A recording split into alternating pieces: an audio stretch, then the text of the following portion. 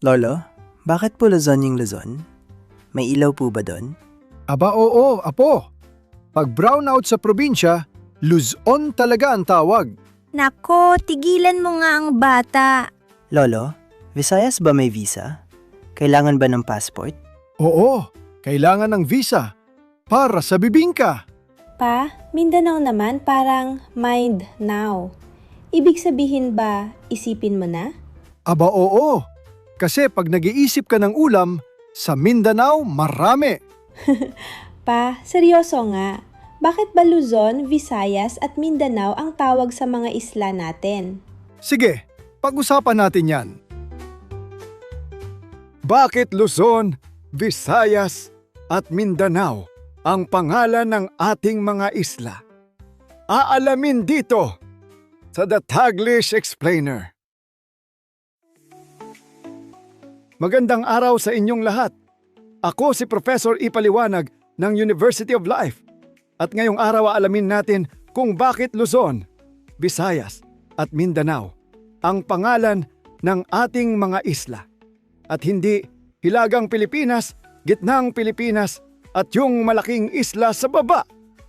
At mga ihot iha, this is not just about names. This is about history, kultura, at konting tsismis ng ating mga ninuno.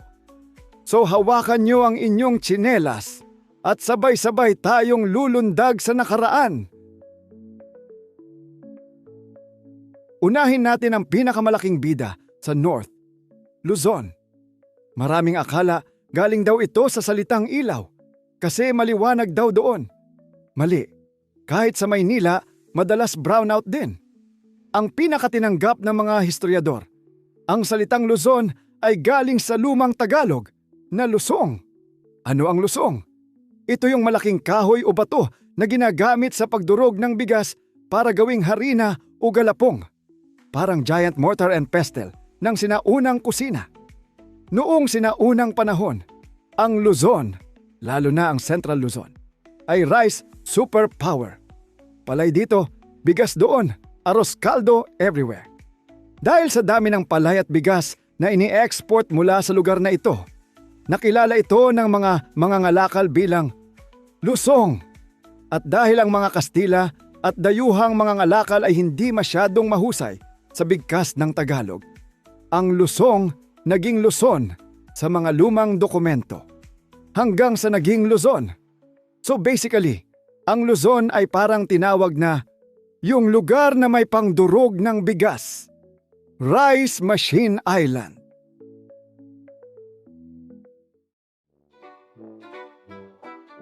Ngayon punta naman tayo sa gitna ng bansa, Visayas. Ito ang arkipelago na parang family reunion ng mga isla. Marami, dikit-dikit, at bawat isa may sariling personalidad. Ang salitang Visayas ay galing sa Bisaya. At ang Bisaya, ayon sa mga lumang tala, ay maaaring nagmula sa Srivijaya, isang makapangyarihang kahariang Malay na umiral noong sinaunang panahon sa Southeast Asia. Oo, mga anak, may international relations na tayo kahit wala pang wifi. Ang Srivijaya ay sentro ng kalakalan at kultura noon. At ang mga taong nasa gitnang bahagi ng Pilipinas ay konektado sa impluensya nito. Kaya ang tawag sa mga taong iyon ay naging Bisaya at ang kanilang lupain ay naging Visayas. Ibig sabihin, ang Visayas ay hindi lang gitna ng Pilipinas. Ito ay gitna ng sinaunang Southeast Asian Network. Kung may LinkedIn ang mga ninuno natin, ang Visayas ay well connected. Ngayon punta tayo sa pinakamalaking isla sa Timog, Mindanao. Hindi ito galing sa Mind Now, kahit parang ganon. Ang pangalang Mindanao ay mula sa Danau o Danau, isang lumang salitang Austronesian na ibig sabihin ay lawa o malaking tubig.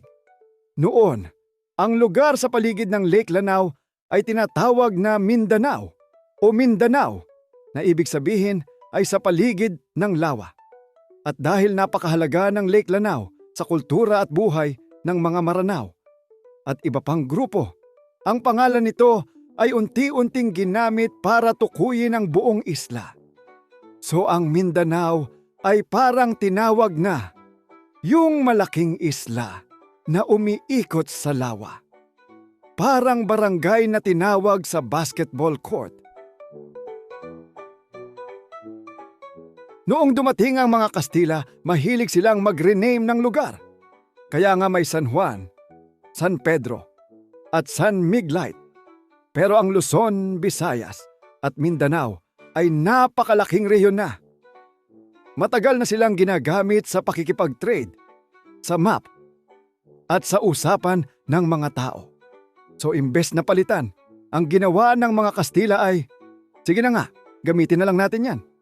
Kaya hanggang ngayon, dala pa rin natin ang mga pangalang nanggaling sa ating mga ninuno, hindi sa colonizers. Which is, kung iisipin mo, very rare at very cool. So mga ihot iha, hindi lang basta trip ng tadhana ang Luzon, Visayas at Mindanao. Luzon, galing sa Luzon, tanda ng ating rice-based civilization. Visayas, mula sa Bisaya at impluensya ng Srivijaya, patunay ng ating koneksyon sa Southeast Asia. Mindanao, mula sa Danau, simbolo ng kahalagahan ng tubig at kultura sa timog. Ang mga pangalan ng ating mga isla ay hindi lang label sa map. Sila ay resibo ng ating kasaysayan. At sa susunod na may magtanong sa iyo kung bakit ganun ang tawag, sabihin mo, kasi matagal na kaming may kultura bago pa dumating ang Google Maps. Ako po si Professor Ipaliwanag ng University of Life. At tandaan ninyo, ang Pilipinas ay hindi lang arkipelago. Ito ay storybook na gawa sa lupa, tubig, at alaala ng ating mga ninuno.